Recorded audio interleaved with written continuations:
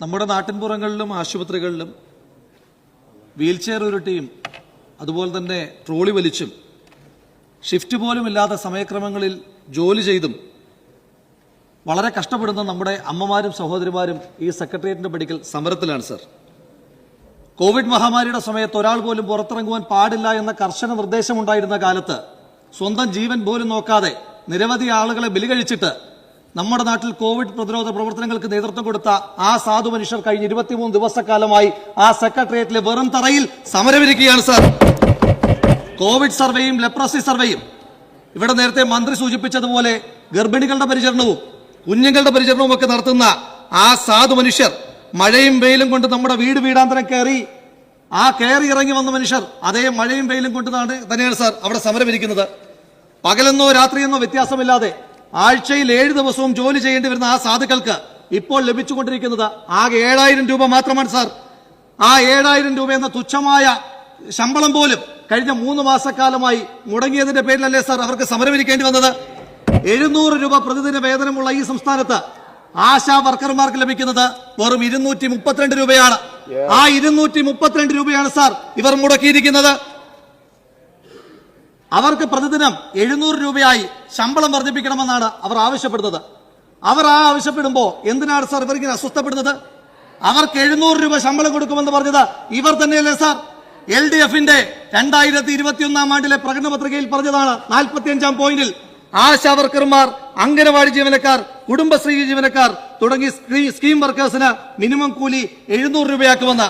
ആ 700 രൂപ ഇവർ നൽകിയ വാഗ്ദാനം, ആ വാഗ്ദാനത്തിന് വേണ്ടി ആ സാധു മനുഷ്യർ സമരം ചെയ്യുമ്പോൾ ഇവർ എന്തൊക്കെ പുലഭ്യമാണ് സാർ അവരെ പറയുന്നത്. നിങ്ങൾ എന്തൊക്കെയാണ് സാർ അവരെ വിളിച്ചത്? നിങ്ങൾ അവരെ കൃമികീടങ്ങൾ എന്ന് വിളിച്ചില്ലേ? നിങ്ങൾ അവർ ഈർക്കൽ പാർട്ടികൾ എന്ന് വിളിച്ചില്ലേ? നിങ്ങൾ അവരെ ബക്കറ്റ് പിരിവാർ എന്ന് വിളിച്ചില്ലേ? എന്ന് തൊട്ടാണ് സാർ ഇവർക്ക് ബക്കറ്റ് പിരിവ് ഇത്ര അയിത്തമായി തോന്നി തുടങ്ങിയത്? കൊലയാളികൾക്ക് വേണ്ടി ബക്കറ്റ് പിരിച്ച പാർട്ടിക്കാരല്ലേ സാർ ഇവർ. അവർക്കിപ്പോ ബക്കറ്റ് പിരിക്കുന്നത് മോശം കാര്യമായി തോന്നുകയാണ് സാർ.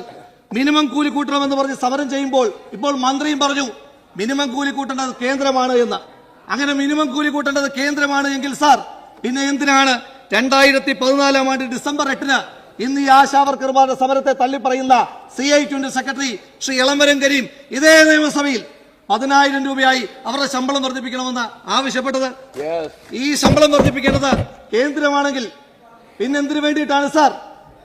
2024 ആണ്ട് ഫെബ്രുവരി മാസം 29-ാം തീയതി ഹരിയാനയിലെ CI-കാർ ആശാ വർക്കർമാരുടെ ശമ്പളം 26,000 രൂപയാക്കി വർദ്ധിപ്പിക്കണമെന്ന് പറഞ്ഞ് എന്തിനാണ് സാർ സമരം ചെയ്തത്? എന്തിനാണ് സാർ ബംഗാളിലെ CI-കാർ ബംഗാൾ സർക്കാരിനെതിരായിട്ട് സമരം ചെയ്യുന്നത്? വേൾഡ് ഹെൽത്ത് ഓർഗനൈസേഷൻ 75-ാമത് ലോകാരോഗ്യ അസംബ്ലിയിൽ ഗ്ലോബൽ ഹെൽത്ത് ലീഡേഴ്സ് അവാർഡ് നേടിയ മനുഷ്യന്മാരാണ് സാർ കഴിഞ്ഞ 23 ദിവസക്കാലമായി മഴയും വെയിലും കൊണ്ട് സമരമിരിക്കുന്നത്. ബഹുമാനപ്പെട്ട മുഖ്യമന്ത്രിയോ ബഹുമാനപ്പെട്ട മന്ത്രിമാരോ അവരോടൊന്ന് സംസാരിക്കുവാനെങ്കിലും തയ്യാറായിട്ടുണ്ടോ? അവരുടെ സമരത്തെ ഒന്ന് ഗവനിച്ചിട്ടുണ്ടോ? അവരുടെ സമരത്തെ ഗവനിച്ചില്ല എന്ന് മാത്രമല്ല സാർ, ആ സാധു മനുഷ്യർ മഴ കൊള്ളാതിരിക്കുവാൻ വേണ്ടി കെട്ടിയ ടാർപോളിൻ മിസ്റ്റർ ചീഫ് മിനിസ്റ്റർ അദ്ദേഹത്തിന്റെ പോലീസ് വലിച്ചു കളഞ്ഞില്ലേ സാർ? അതെന്തൊരു നീതിയാണ് സാർ? ഈ ആരോഗ്യവകുപ്പ് മന്ത്രി ഇത്രയും വിശദീകരണങ്ങൾ ആ ആശാ വർക്കർമാരോട് നടത്തിയോ സാർ? ആ ആശാ വർക്കർമാർ കൊടുത്ത ഡേറ്റയുടെ അടിസ്ഥാനത്തിലല്ലേ സാർ ഈ ആരോഗ്യവകുപ്പ് മന്ത്രി ഇടയ്ക്കിടയ്ക്ക് സഭയിൽ വന്ന് കേരളം നമ്പർ 1 എന്ന് ഈമ്പ് കൊള്ളുന്നത്? ഈ ആരോഗ്യവകുപ്പ് മന്ത്രി അവർ വനിതാ ശിശുക്ഷേമ വകുപ്പ് മന്ത്രി കൂടിയല്ലേ? ഇത്രയേറെ വനിതകൾ അവിടെ സമരം ചെയ്തിട്ട് ആ വനിതകളോടൊന്നും സംസാരിച്ചില്ല എന്ന് മാത്രമല്ല സാർ, ആ വനിതകൾ, ആ സമരം ചെയ്യുന്ന സാധു മനുഷ്യർ അവർ ഈ ആരോഗ്യവകുപ്പ് മന്ത്രിയെ കാണുവാൻ, അവർ തന്നെ പറഞ്ഞത് ഈ ആരോഗ്യവകുപ്പ് മന്ത്രിയെ കാണുവാൻ ആരോഗ്യവകുപ്പ് മന്ത്രിയുടെ വീട്ടിൽ പോയപ്പോൾ വീട്ടിൽ വരണ്ട, ഓഫീസ് ടൈമിൽ ഓഫീസിൽ വരാൻ ആവശ്യപ്പെട്ടു സാർ ആരോഗ്യവകുപ്പ് മന്ത്രി. ഞാൻ ചോദിച്ചോട്ടെ സാർ, ഈ ആരോഗ്യവകുപ്പ് മന്ത്രിയും ഞാനും അങ്ങും ഈ സഭയിലിരിക്കുന്ന എല്ലാവരും വീടാന്തരം കയറി വോട്ട് ചോദിച്ചവരല്ലേ സാർ? നമ്മൾ വോട്ട് ചോദിക്കുവാൻ പോകുമ്പോ ഓഫീസ് ടൈമിലാണോ സാർ വോട്ട് ചോദിക്കുവാൻ പോകുന്നത്? വോട്ട് ചോദിക്കാൻ പോകുമ്പോ കൊച്ചു വെളുപ്പാങ്കാലത്ത് പോകാം, പാതിരാത്രിയിൽ പോകാം. പക്ഷെ വോട്ട് കിട്ടി ജയിച്ചതിന് ശേഷം ആ സാധു മനുഷ്യർക്ക് ഒരാവശ്യം വന്നാൽ ആ ആവശ്യം നടപ്പിലാക്കണമെങ്കിൽ ഓഫീസ് ടൈമിൽ വരണമെന്ന് പറഞ്ഞാൽ ബഹുമാനപ്പെട്ട ആരോഗ്യവകുപ്പ് മന്ത്രി അങ്ങേക്ക് ആ ഓഫീസ് അധികം നാൾ ഉണ്ടാകില്ല എന്ന് ഒന്ന് ഓർക്കുന്നത് നന്നായിരിക്കും. ബഹുമാനപ്പെട്ട മുഖ്യമന്ത്രിയുടെ ഓഫീസിന്റെ പഠിക്കൽ ഇങ്ങനെ ഒരു സമരം നടന്നിട്ട് മുഖ്യമന്ത്രി അവരെ ഒന്ന് തിരിഞ്ഞു നോക്കിയോ? എന്തുകൊണ്ടാണ് ഒരു ജനകീയ സമരത്തെയും അഡ്രസ് ചെയ്യില്ല എന്ന ഫോൾസ് ഈഗോയുമായി കേരളത്തിന്റെ മുഖ്യമന്ത്രി ഇരിക്കുന്നത്? മുഖ്യമന്ത്രി അവരെ കണ്ടില്ലെങ്കിലും അവരുടെ മുന്നിൽ കൂടി കേരള ഗ്ലോബൽ സമ്മിറ്റിൽ പങ്കെടുക്കുവാൻ പോയി. സന്തോഷം, നിക്ഷേപകരെ കാണൂ. ഞങ്ങൾ 2003 ജിമ്മ് നടത്തിയപ്പോ, ഗ്ലോബൽ ഇൻവെസ്റ്റർ മീറ്റ് നടത്തിയപ്പോ അതിനെ തള്ളി പറഞ്ഞ ആളുകൾ 2025 ആണ്ടിൽ പേര് മാറ്റി നടത്തുന്നതിനകത്ത് ഞങ്ങൾക്ക് സന്തോഷമേ ഉള്ളൂ. മാത്രമല്ല അത് നടത്തിയത് ഗ്രാൻഡ് ഹയാത്തിലാണ് സാർ.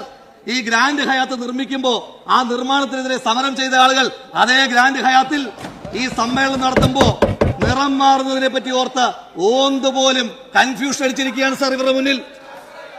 ആശാവർക്കർമാരുടെ ശമ്പളം 21,000 രൂപയാക്കണമെന്ന് പറയുമ്പോ ഇപ്പൊ മന്ത്രി പോലും പറഞ്ഞെന്താ? ശ്രീ ഉമ്മൻചാണ്ടിയുടെ കാലത്ത്, അദ്ദേഹം മുഖ്യമന്ത്രിയായിരിക്കുന്ന കാലത്ത് 1000 രൂപയായിരുന്നു ഓണറേറിയം. ശരിയാണ് സാർ. ഈ പദ്ധതിയുടെ പ്രാരംഭകാലത്ത് VS അച്യുതാനന്ദന്റെ ഗവൺമെന്റ് കാലത്ത് 300 രൂപയായിരുന്നത് ശ്രീ ഉമ്മൻചാണ്ടി സാറിന്റെ കാലത്ത് 1000 രൂപയാക്കി. അന്ന് 1000 രൂപയാക്കുമ്പോ ആശാവർക്കർമാരുടെ പ്രവൃത്തി സമയം എത്രയാ സാർ?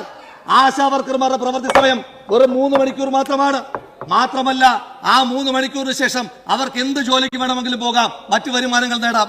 എന്നാൽ ഇന്നതാണോ സാർ അവസ്ഥ? 9 തൊട്ട് 5 വരെയാണ് അവരുടെ പ്രവൃത്തി സമയം. അല്ല സാർ, അത് കഴിഞ്ഞും വീട്ടിൽ വന്നതിന് ശേഷവും അവർ ഡേറ്റ എൻട്രി നടത്തണം. ആ ഡേറ്റ എൻട്രി നടത്തുന്നത് മാത്രമല്ല 2018 ശേഷം ഈ ആശാവർക്കർമാർ മറ്റു ജോലിക്ക് പോകുന്നത് നിയമപരമായി നിരോധിക്കുകയും ചെയ്തു സാർ. അവർക്ക് മറ്റൊരു വരുമാനവുമില്ല സാർ. ആ മനുഷ്യർക്കാണ് 10 മാനദണ്ഡങ്ങളിലൂടെ മാത്രം 7000 രൂപ കിട്ടുന്നത്. ഈ ആശാവർക്കർമാർക്ക് നേരത്തെ പറഞ്ഞ ജോലികൾ മാത്രമല്ല സാർ ഉള്ളത്. മുഖ്യമന്ത്രിയും മന്ത്രിമാരും ഏതെങ്കിലും പരിപാടി ഉദ്ഘാടനം ചെയ്യാൻ വരുമ്പോ ആ പ്രസംഗത്തിന് നിർബന്ധമായി പോയിരുന്ന കൈയടിക്കണം സാർ. ആ കൈയടിക്കുന്ന സാധു മനുഷ്യർക്ക് ഇവരുടെ പ്രസംഗം കേട്ട് കൈയടിക്കുന്നവർക്ക് 232 രൂപ കൊടുത്താൽ മതിയാകുമോ സാർ? പിന്നെ പറയുന്നത്, ഇപ്പോ മന്ത്രി പോലും പറഞ്ഞത് ഇന്ത്യയിൽ ഏറ്റവും അധികം ശമ്പളം കൊടുക്കുന്നത്, ഓണറേറിയം കൊടുക്കുന്നത് കേരളത്തിലാണെന്ന.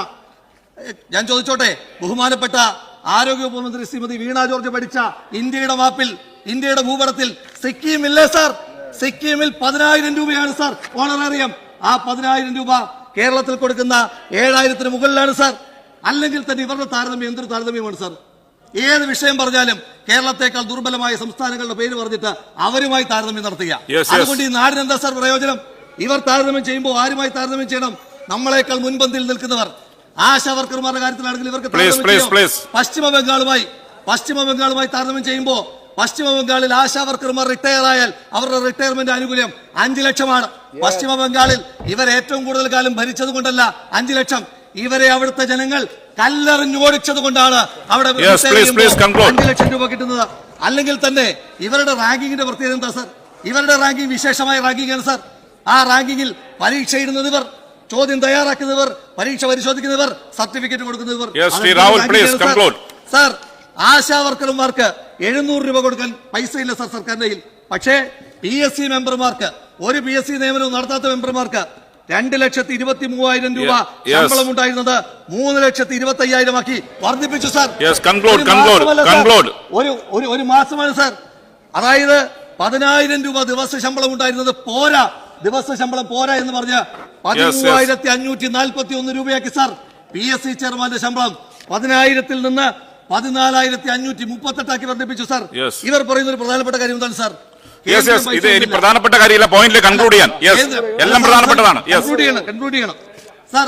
ഇവർ പറയുന്ന പ്രധാനപ്പെട്ട കാര്യം എന്താ? കേന്ദ്രം പണം തന്നില്ല. കേന്ദ്രം തരാനുള്ളത് കണക്ക് പ്രകാരം പരമാവധി 98 കോടിയാണ് സാർ. കേന്ദ്രം പണം തരണം സാർ, കേന്ദ്രം പണം തരണം സാർ.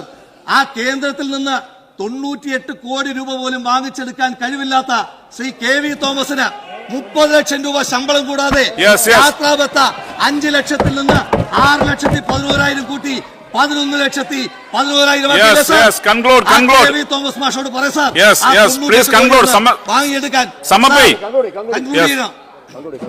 സമയമായി സാർ. ഇവരുടെ ഫോൾസ് ഈഗോകൾ വിട്ട് ഇവരുടെ പ്രസംഗത്തിന് കൈയടിക്കുന്ന ആ സാധു മനുഷ്യർക്ക് അവർക്ക് 21,000 രൂപ എന്ന ഓണറേറിയം വർദ്ധിപ്പിക്കണം സാർ. മാനദണ്ഡങ്ങൾ അവസാനിപ്പിക്കണം സാർ. കുടിശ്ശിക വരുത്തുവാൻ പാടില്ല സാർ. ആശയറ്റ് സമരത്തിലിരിക്കുന്ന ആ സാധു മനുഷ്യർ അവർ കേവലം ആശാപ്രവർത്തകരല്ല സാർ, അവർ കേരളത്തിന്റെ ആരോഗ്യ സേനയാണ് സാർ. അവരോട് നീതി പുലർത്തുവാൻ വേണ്ടി ഈ വിഷയം സഭ നിർത്തിവെച്ച് ചർച്ച ചെയ്യണമെന്ന് അഭ്യർത്ഥിക്കുന്നു.